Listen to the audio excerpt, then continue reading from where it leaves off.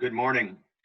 On behalf of Lutheran Church Extension Fund and LCMS School Ministry, I would like to welcome you to a webinar designed to support and assist ministries with early childhood programs that have been severely impacted by the COVID-19 virus. My name is Dennis Klusman, and I'll be serving as moderator for this event. At LCEF, we are aware that ministries throughout the country and around the world have been impacted by the COVID-19 virus in one way or another. One of the hardest hit groups of LCEF borrowers are ministries that include preschools, early childhood programs, and child development centers. In many cases, local health officials have not allowed these ministries to remain open during stay-at-home orders. In other instances, these programs can only be open to serve limited clientele, such as families of first responders.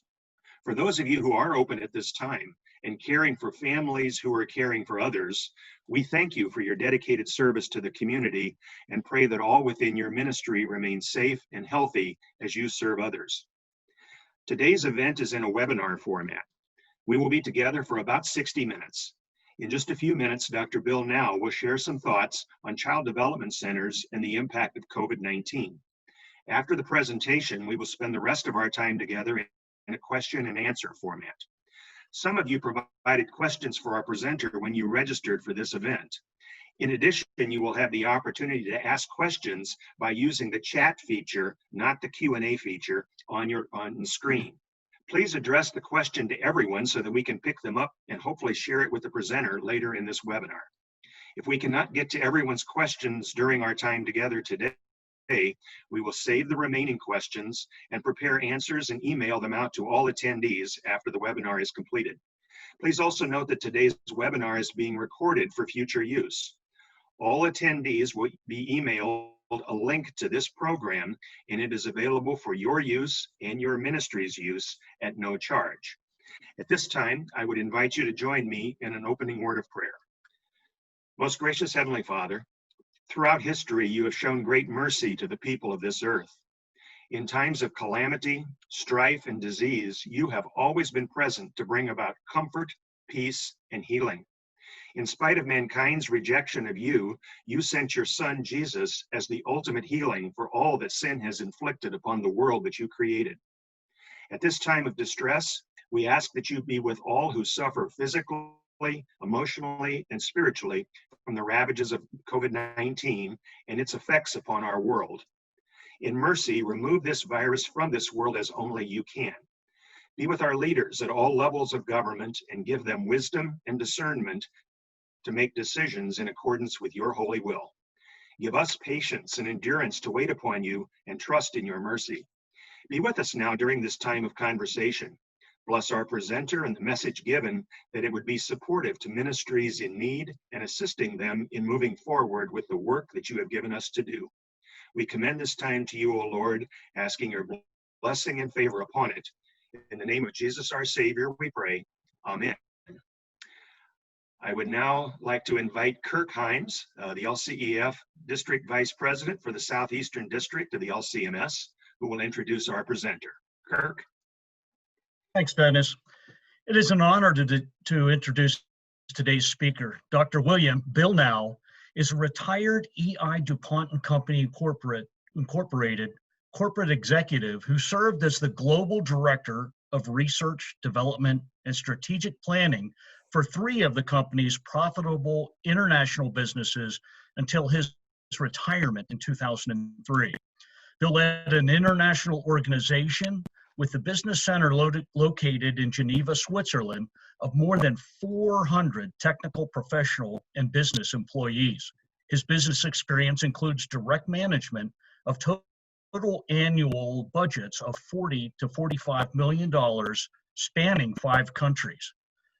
Bill holds a Bachelor of Science, a Master's of Mechanical Engineering, and a doctorate degree in engineering from North Carolina State University, and he attended the Leadership Development Program at the Wharton School, University of Pennsylvania.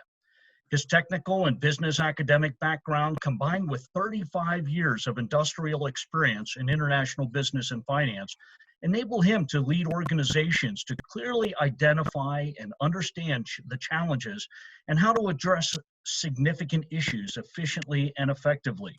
Bill is particularly adept at business opportunity assessment, strategic financial planning, and developing associated comprehensive financial projections.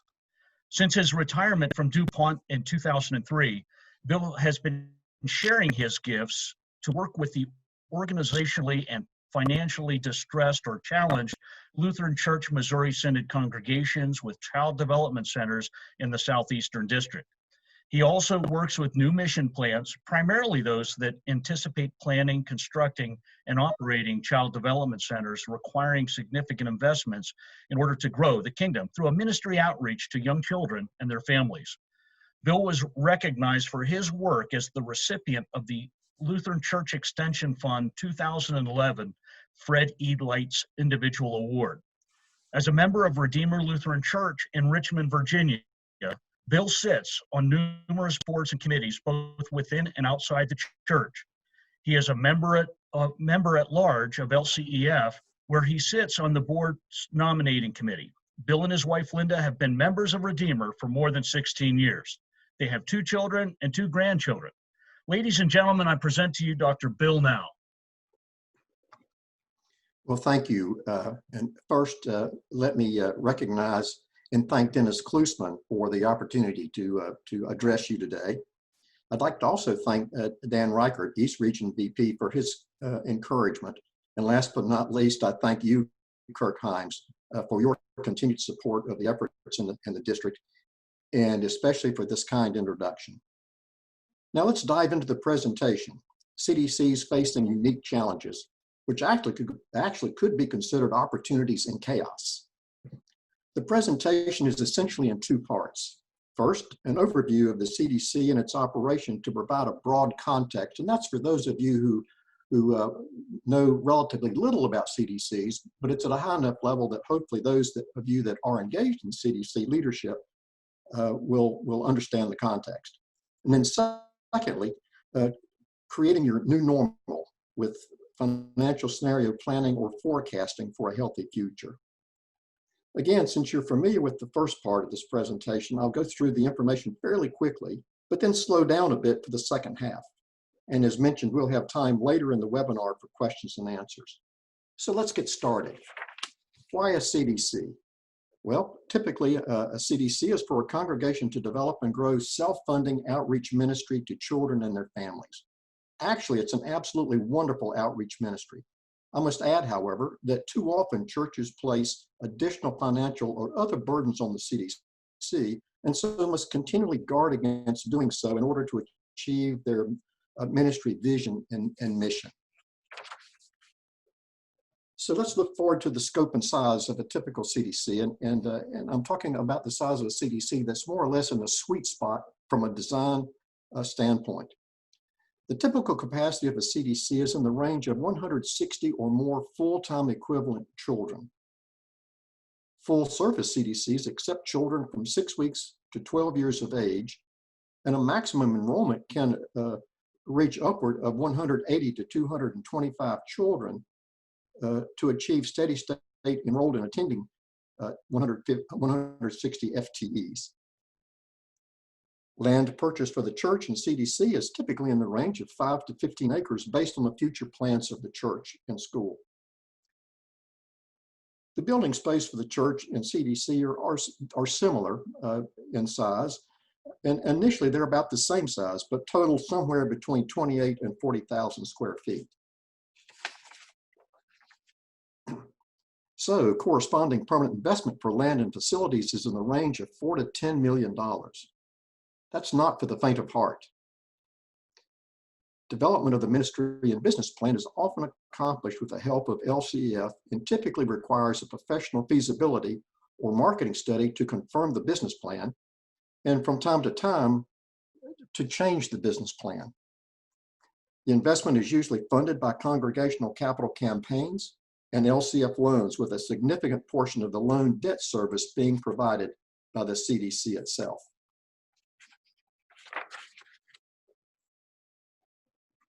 Now let's chat for a few minutes about the key operational characteristics of the CDC. And this is basically for grounding purposes.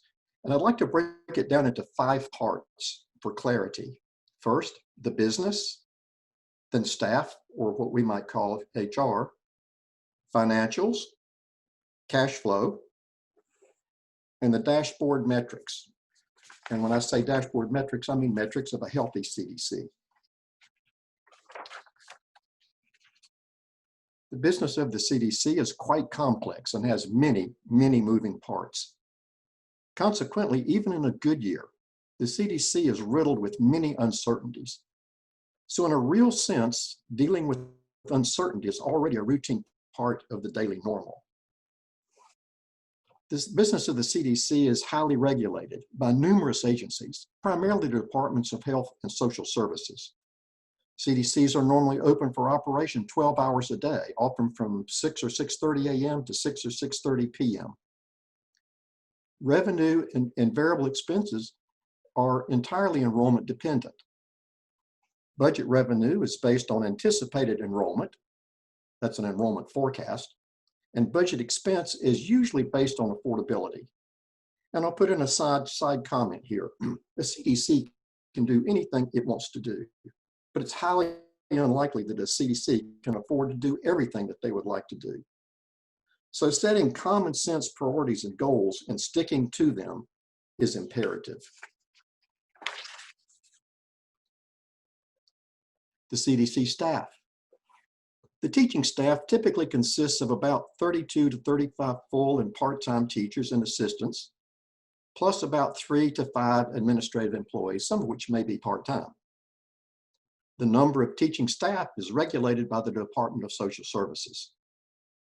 The number of staff per child ratio, the number of staff per child ratio is set based on the child's age for each classroom. Quality employees for CDCs are actually quite difficult to find and even more difficult to retain. As you might expect, employee turnover is high at about 20% and is primarily wage driven, as we'll see in a few minutes.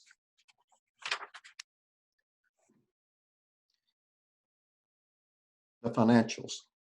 Clearly, tuition and fees are the primary source of revenue for the CDC. Tuition and fee rates are typically assessed each year and usually set at or near the mid-band of competitive rates in the area. But rates are still expensive for young families. As an aside, tuition rates of $14,000 to just under $20,000 per year for infants and toddlers essentially compares to the first-year tuition fees for a freshman at many state colleges or universities. So parents have great expectations for what it is they're receiving from the Child Development Center. At low to moderate rate wages for teaching staff, sadly in the range of $12 to $15 an hour, payroll and employee benefits still make up the single largest expense category in the income statement of a CDC. Fixed costs are also high, primarily driven by debt service and, yes, utilities. So growth in a real sense, or operating near or at the capacity of your CDC, is imperative for long-term health. Cost control is essential, but a business cannot cost reduce itself into prosperity.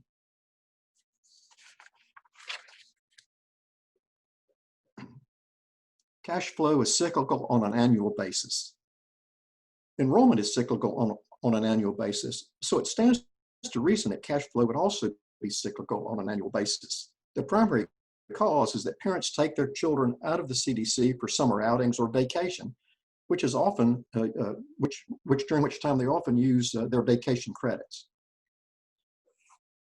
Net income and cash flow is typically positive during the summer to June school year, during the September to June school year, and cash reserves are accumulated during that period of time. Net income and cash flow typically go negative during the summer months, again, because parents are pulling their children out of school. But this is not always the case. There's some CDCs that have a very effective summer program, and so they bear attention. Cash reserves built during the school year cover the summer operating deficits in most cases, and are often depleted by the end of summer. And if so, the cycle begins again. Now let's chat briefly about a dashboard. Every thriving CDC should have a set of metrics and track them on a monthly basis. A dashboard's a great leadership tool for helping to steer your team toward continual improvement.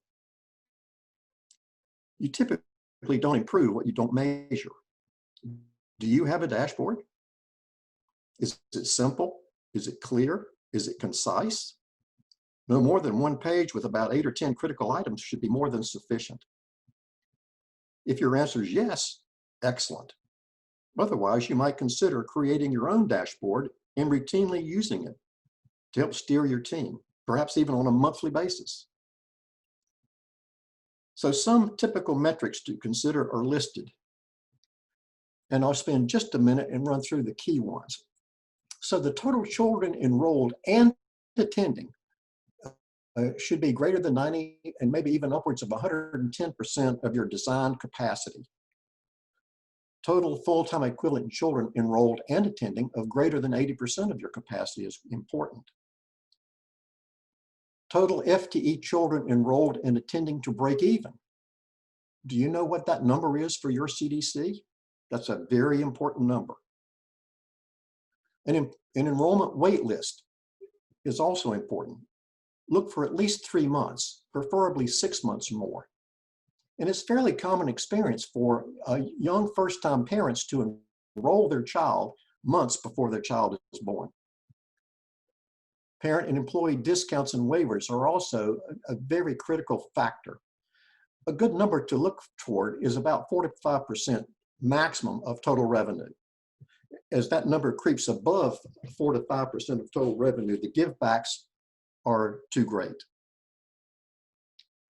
Accounts payable monthly greater than 30 days. What that means is pay your bills on time. Aged accounts receivable greater than 30 days. We should expect parents to pay their tuition and fees on time.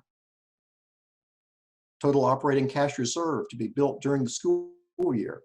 You should strive to have about 2x your monthly total expenses in your operating cash reserve, especially as you enter the summer period. So again, create your own dashboard, then choose to use it and choose to own it.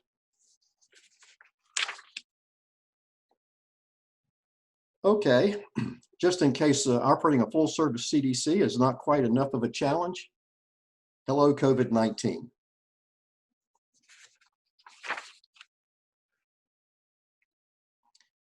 This is where it all begins, the COVID-19 mandates.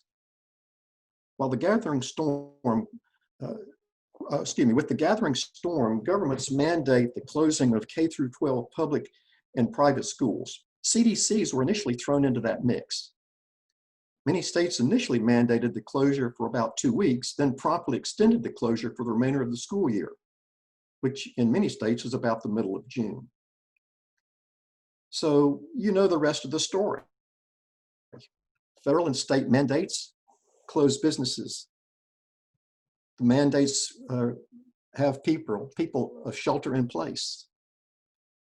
The state departments of social services mandate guidelines tighten, and those mandated tightened guidelines change almost weekly. So it's an incredible position that we find ourselves in.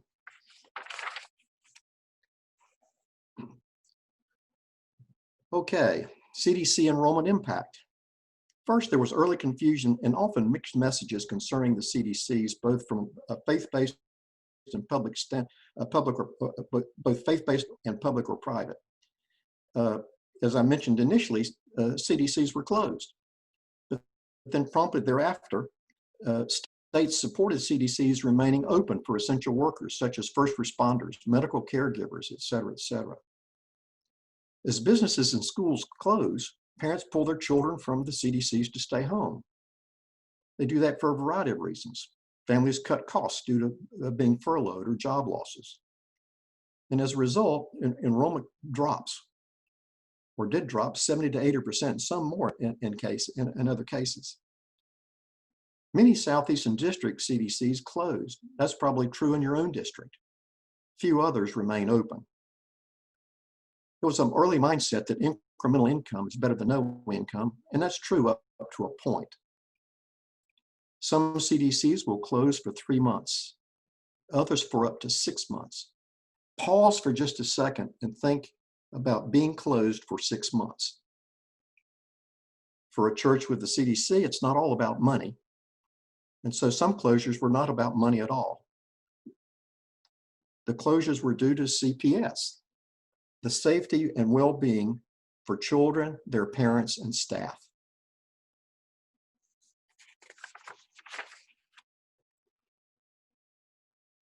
The result, well, we know the result basically. As enrollment dropped, revenue plummeted. Young children are confused. Parents and staff are fearful on multiple fronts.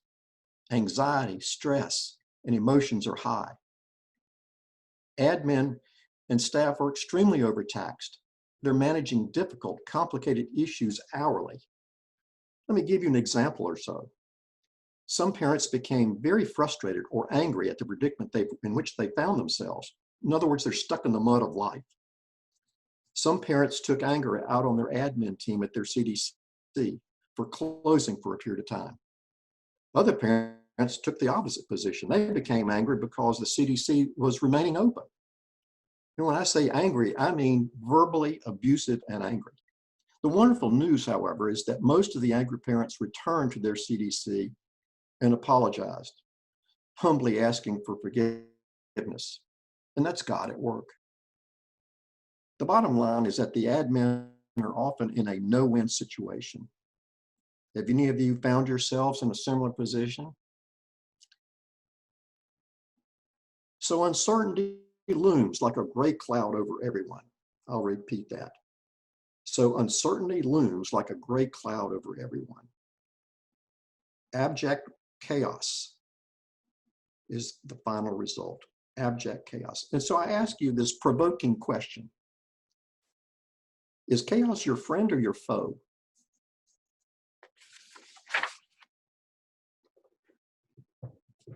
So if all of this were not enough, let's pile on a bit, or maybe a lot more. The timing of this mess is terrible. Could there ever be a good time for such stuff? Think double whammy. This is happening when almost all CDs begin to financially operate with negative net income and negative cash flow. So the timing is terrible. And think about starting over. Significant reopening or opening issues, staffing and enrollment depend on how long the CDC is closed. So if your CDC has been closed for 6 or 8 or maybe even 10 weeks or 12 weeks, you can think about reopening. But if your closure is for something in the range of 6 months, don't think about reopening, think about opening, starting over in a sense. It's almost overwhelming. Do you really understand the stimulus bills? Do you really understand the PP loan with forgiveness? Some had an easier time than others in obtaining their loan. But now there's uncertainty around what does payback of that loan really look like? Can you really hang on to your great employees while being closed? Tell me about your plans for maintaining social distances in your 3-year-old's class of 9 children and 1 teacher. Have some fun thinking about that. Oh, and have you been able to get all of your newly required operating supplies? The bleach, the disinfectant wipes, the hand sanitizer, the face masks. Some CDCs are even considering or being told that they may have to have a separate set of shoes for the children at the CDC. In other words, they have shoes at the CDC and they put them on when they come in the door in the morning and they take them off and put on their regular shoes when they go home. Well, I find that interesting. That's a bit of a challenge. So one of the toughest jobs on the planet, and by the way, that's many of yours, just got tougher. And you know the rest about the complexity and even more. So finding yourself in this environment, exactly what are you doing right now? Not this minute, but in the next couple of days. Well, most CDC admin teams are working on a myriad of things, such as working on equitable billing rates for parents who've lost their jobs, but yet that rate still needs to be equitable to the CDC. Working with parents to determine if or when their children might return to the CDC. Working on creative staffing plans to avoid future layoffs, affordably retaining quality teachers. Working on the strategy to reopen or open and developing plans that will be entirely staff dependent. The situation is difficult, fragile at best. And if one word were chosen to describe the state of mind of many teaching staff or admin team members, I think that word would be overwhelmed. So how might LCEF act in the face of this pandemic in which we find ourselves? Well, LCEF, your lender, is indeed your ministry partner and began to act almost immediately with a mindset of acting now. Getting this done is better than getting it perfect. And like many of us, they're learning with us or you as we go. And again, done is better than perfect. So how has LCEF been supporting us? Well, they promptly created the COVID-19 response team, CRT. By the way, that's headed by Dennis Klusman, who spoke to you earlier. The team strive not to put processes in place that already overtaxed leaders or staff at the CDCs, keeping it as simple as possible for everyone. They are true ministry partners.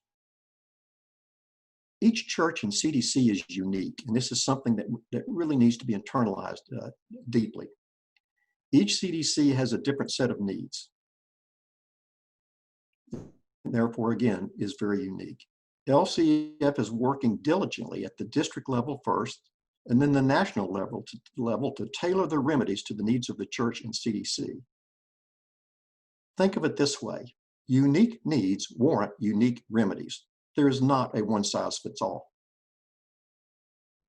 Therefore, communication with LCEF, first at the district vice president level, think of him as your first responder or her as your first responder, is a critical success factor. They are a part of the solution. Communicate with them. Do it promptly, with clarity, and without ambiguity.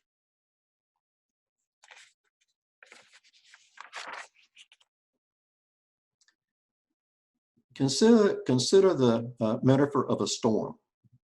We're in a massive storm and we've entered the eye of the storm. One thought that I would like for you to take from this presentation today is that we are indeed in chaos, which offers a time of unprecedented opportunity. A time of unprecedented opportunity.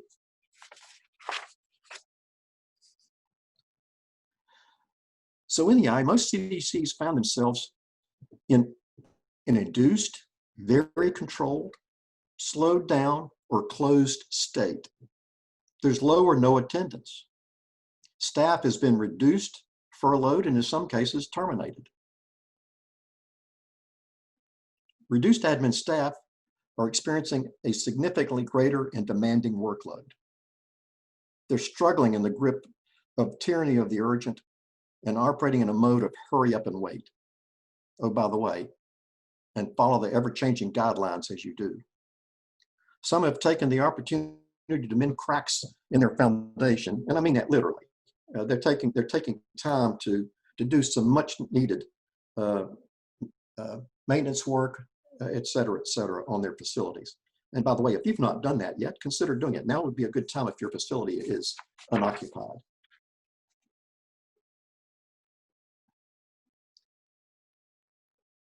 So in the eye is a time to be bold. Again, while in the relatively calm of the eye comes the opportunity to be bold. Consider a call to action. This is a relatively long list and it could be longer, but I want you to take away a few important items or points.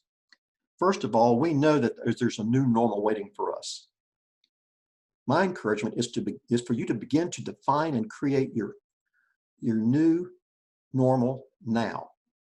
Begin to define and create your new normal now. If you choose not to frame it now, somebody else is going to do it for you.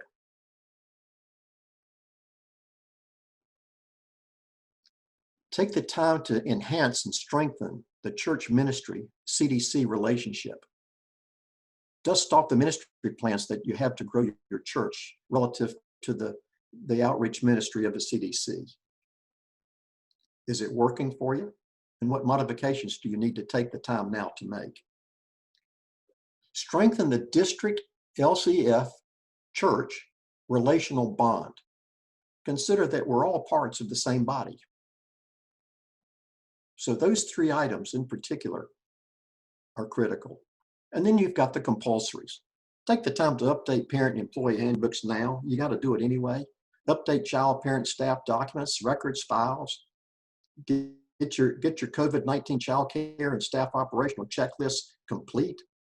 Oh, and if you've got a summer program planned, you're going to have to restructure your summer camp to meet COVID-19 guidelines. So that's work to do. Also very important is during this time, young families have become more dependent on ever than of their technology. So good time to refresh your website. It's a good time to update your parent-teacher communication plans. Revamp staffing best practices to optimize efficiency at an inefficient time. And here's just one more point to think about. Don't do anything tomorrow that can be done today.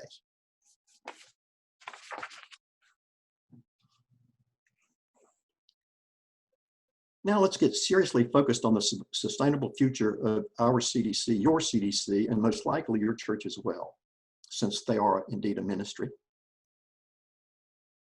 So this is your sustainable future.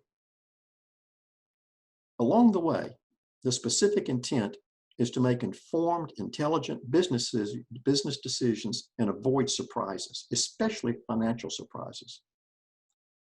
And it's important to get the right help to solve the right problems in a timely manner. So again, one of the keys is to avoid financial surprises. It's incredibly important business. And as Yoga Bear said, it's tough to make predictions, especially about the future.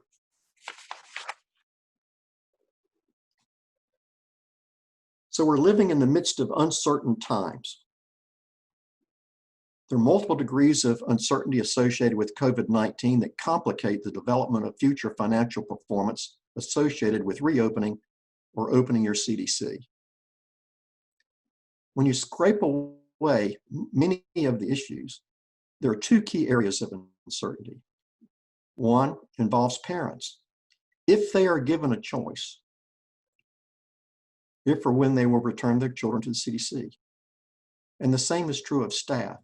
Given a choice, if or when will they return to work?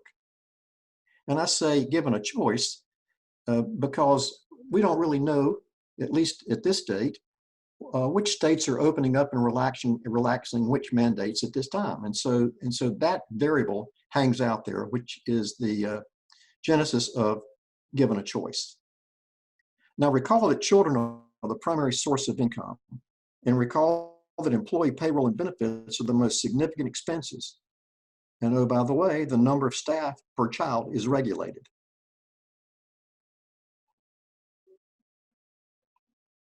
So there are many uncertainties over which variables beyond our control are imposed. But this should not and does not mean that the uncertainties or variables cannot be dealt with from a business perspective in order to make informed decisions to guide the business of the CDC. So there are a large number of numerous possible outcomes or scenarios for financial performance associated with reopening your CDC. And again, each with its own unique set of conditions or consequences. So the number and level of uncertainty in variables calls for an organized, methodical approach to determine the financial forecast of the possible scenarios.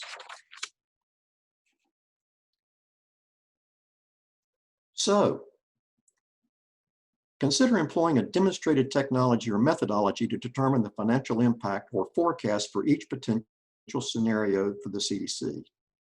These are not new technologies or methodologies. Many have been around for a long time. The key objective is to develop an income expense projection or financial forecast for each scenario, each possible outcome, each possible future. Obviously, given a set of relevant documented assumptions need to be developed for each scenario or financial forecast. The assumptions underpin the forecast for the scenario. So there will be a different set of assumptions and a unique projection or forecast for each scenario that is modeled. So start with what we know today, identify the uncertainties, and create your possible scenarios. And again, each scenario will have its own unique cause and effect, or its own unique if-then result. And each will result in a likely different financial issue that may require a different remedy from your ministry partner, LCF, or a combination of ministries to help mitigate the situation.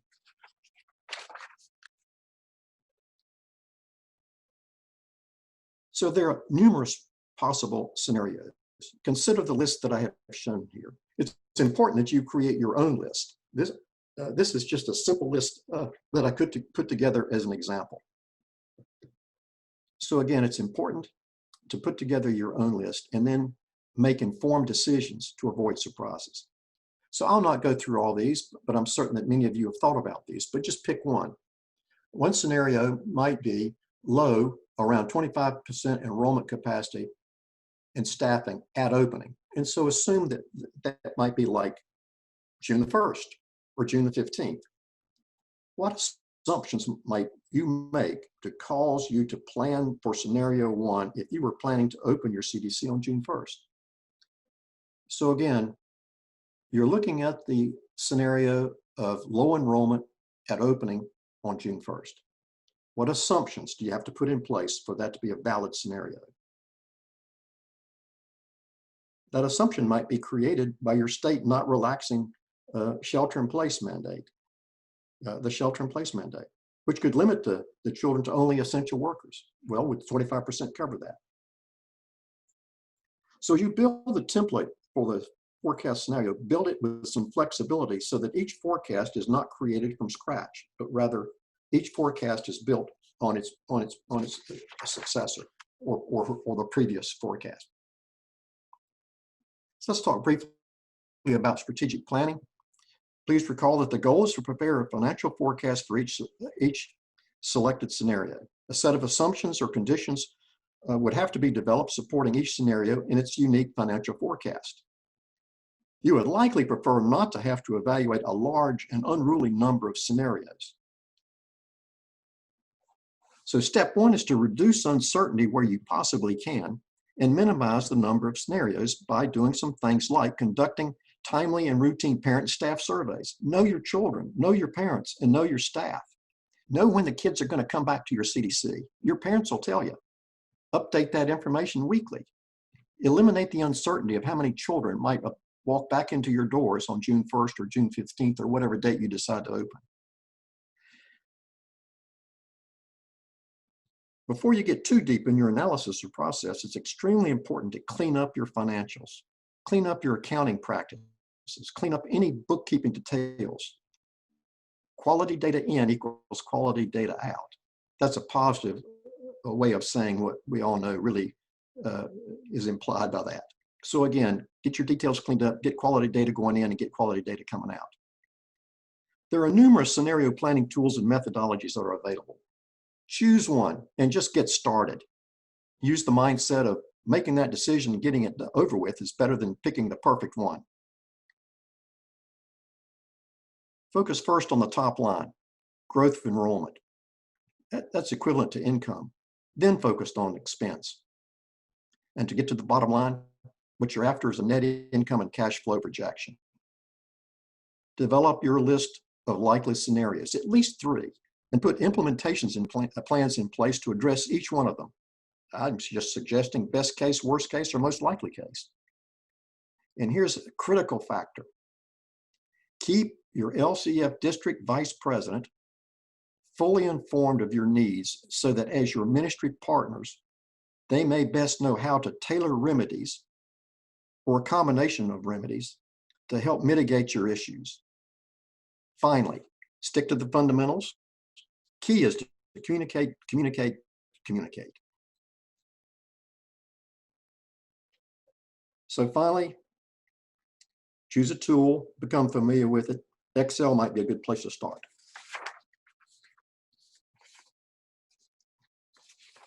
Summary and conclusions.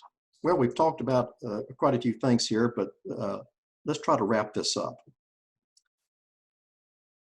CDCs are complex, highly regulated businesses and have many moving parts. Typically represent large capital investments. They're highly impacted by COVID-19 pandemic, broad-based chaos. Uncertainty and variables exist at every level, and we need to eliminate them wherever possible. Choose and employ a demonstrated scenario planning technique to set the course for the CDC. Do everything you know how to do to minimize surprises, especially financial surprises. Press relentlessly toward the goal of reestablishing operating financial stability for your CDC and for your church. Strive to create your own new normal. Frame your own picture, or somebody else is going to do it for you. Refresh your vision of the ministry to children and families, and take the opportunity to do that now. And finally, walk hand in hand with your ministry partner, LCEF, and district leadership. Okay, I'll close this presentation with three Bible references. I'll let you read them at your leisure. I call the first one from Isaiah 43, verses 1 and 2, I've got your back. If you take a look at the second one, Jeremiah 19, 11 and 12, God's got a plan for us, to prosper us and not to harm us. Plans to give us hope and a future. And when we call upon him and come and pray to him, he will listen. Requests through prayer from Philippians chapter 4, verses 4 through 7. Rejoice in the Lord always, I say. And I say it again, rejoice. Let your gentleness be evident to all. The Lord is near. Do not be anxious about anything, but in everything, by prayer and petition with thanksgiving, present your requests to God. And the peace of God, which transcends all understanding, will guard your hearts and minds in Christ Jesus. And now I'll finally close with some little interesting, for fun sound bites. So God's bigger than any of our problems. God often does his best work when his people are in the mud, and we're in the mud. People are going to disappoint us. Forgive, accept, and love one another. Knowledge is useless without application. Here's a fun one. More good things can happen during times of chaos than any other time. Change is inevitable. Resisting change is like holding your breath. If you get really good at it, you'll die. And one from my dad, work hard and do well. Thank you for your time. Bill, this is Rahima. I serve as the Synod Relations Manager for Lutheran Church Extension Fund, and I want to thank you for taking this time to speak to all of our loan holders and guests of LCEF. And so we wanted to take a few moments to answer some questions. We've had a couple that have come in. I want to remind everybody that we have been recording this entire presentation, and it will be emailed to everyone, and you're welcome to share this with the rest of your staff. I know there's a lot of administrators and ed execs on this call, but feel free to share this with your staff once you receive a follow-up email that'll have a link to this. So that'll answer one of the questions. Another is, I know you've been working with different CDCs in your district, and we had a little conversation going on here in Zoom chat from Vonda, and she asked if you go with smaller classes, for instance, an example of 10 students for 4-year-olds, that would mean no aide versus like 2 staff with 16 students. Have you noticed other centers considering going with those smaller class size guidelines? Yes, and the answer is I have. There's some advantages and disadvantages to going with smaller classes. Obviously, parents really value having a relatively smaller number of children in a teacher's classroom. The difficulty is that the economics of a smaller classroom is not good. The ratios make it very difficult for small classes to really survive. So think infants, for example, where you have 1 staff member or 1 teacher for 4 children. Then go to a young school age class where that ratio might be 1 to 18. Obviously, the economics of those 2 classes are very different. And so as you push the size of the class down, it becomes economically more difficult to perform, to meet your financial goals. Great, thank you. And as you've been working with different CDCs, you know, I think the biggest thing we've heard is you shared a lot about financials, but the guidelines seem to be driving so much of what decisions administrators are having to make. How are you, or with the schools that you're working with, what are you hearing them do to kind of find the sweet spot between guidelines and financials, especially as they're thinking about opening up again? Well, that's a really good question. In all candor, I'm not positive there's a sweet spot. At least the early guidelines that have been put in place did not have, that came from the Department of Social Services or from state governments, did not have economics in mind. They did not have financials in mind. And they basically had safety and well-being of the children and staff in mind. And as I mentioned, there comes a point where it's going to maintaining a classroom size of 10, including the children, is not sustainable for child development centers, at least in my opinion. So I haven't found the sweet spot yet. My belief is that what happens is the guidelines will be relaxed, as the situation comes under control, and then we will be able to move back to ratios that do make operating a child development center financially viable. Yeah, thank you. And I know as we've learned in some of our other webinars over the last few days, it really just depends from state to state.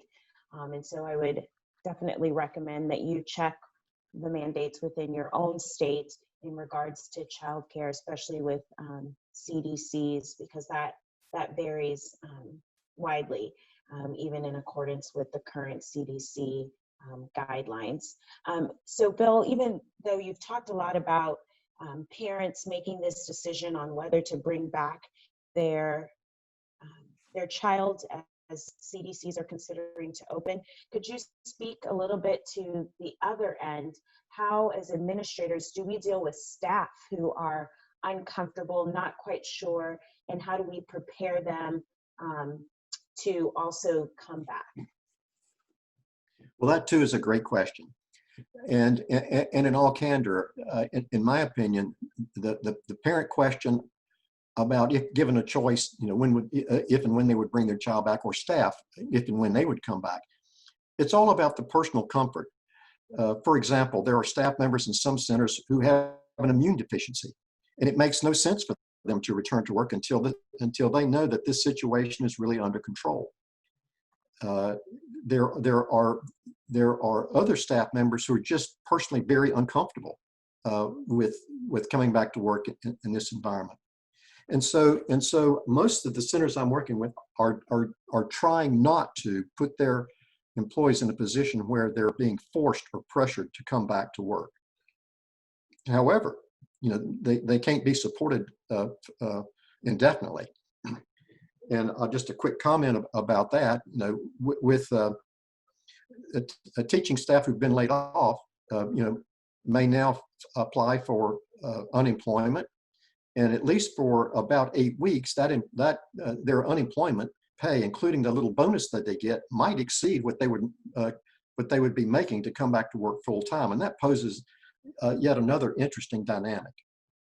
So, but again, I think understanding your staff members, being sympathetic with compassion, doing everything you know how to do, not to pressure people to come back to work, but to come back to work in a way that makes sense. Now, I will say that I'm also working with CDCs where parents who really don't, or excuse me, where staff members who really don't need to work are really anxious to get back to work to help out.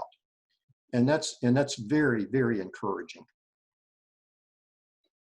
Great, thank you so much. Have you noticed, as you're looking about financials, I think you talked a little bit about this, but how much is the impact with these guidelines do you see financially with just cleaning, whether it's materials, whether it's personnel, how much do you see that financially impacting as administrators are considering moving forward? I'm not positive I understand that question. Can you repeat that question one more time for me? Yeah, so you talked about developing the financial piece and thinking about those ratios to students, and obviously you're looking at your overhead budget and things like that. How much do you think some of the cleaning that is now being required could affect that financial ratio as make those adjustments and consider budgets moving forward? Well, if you're talking about the cleaning of the facility, is that correct? Correct. Yeah, clearly there are going to be added cleaning costs. Most of the CDCs I'm working with are doing their best to deep clean at least once a week. That's not free, and so they're working with their service contractors to see what they can change in order to try to maintain a cost control of cleaning. But the bottom line is the janitorial services are going to be increasing over a period of time. Hopefully that'll not last forever, but perhaps at least 6 months. And then you've got the personal protective equipment situation, and again, I view that as a variable, and but still those are added costs, and so it will have an impact on your financials. And so the question I would ask is, okay, that's a cost, that's an added cost that cannot be avoided. As we look down through our general ledger and our budget, what costs can we put off for a year, 6 months or a year, that will not have a major impact on our operation? And in other words, think of those as wants versus needs. And in every budget, there are wants, and in every budget, there are needs. This might be a time to take a close look at wants versus needs and make intelligent decisions. Great, thank you so much. I want to take this last question here from Robert, who asked, many of our CDCs have furloughed hourly staff people as well as called full-time workers, which makes it a unique situation. Do you have any advice on how you deal with that, especially if this continues into the fall, where they're possibly looking at an August 1st opening versus a June 1st opening? Well, as I said in the presentation, if this CDC in particular is going to be closed for 5 or 6 months, they're not reopening. They're opening as if they were starting over. And so in a reopening state, I think the individuals who are doing your financial planning and financial forecasting need to develop and look at a more comprehensive financial model, which would account for forecasting when children would enroll on a month-by-month basis beginning in August. And I'll make one more comment or two about that question. So now that CDC should be asking its parents that if you open August 1st or September 1st, will your children be returning to the CDC? Now, I can already answer that about 20 or 25, well, at least 20% may not, because 20% of the children age out. I mean, children have a habit of getting older.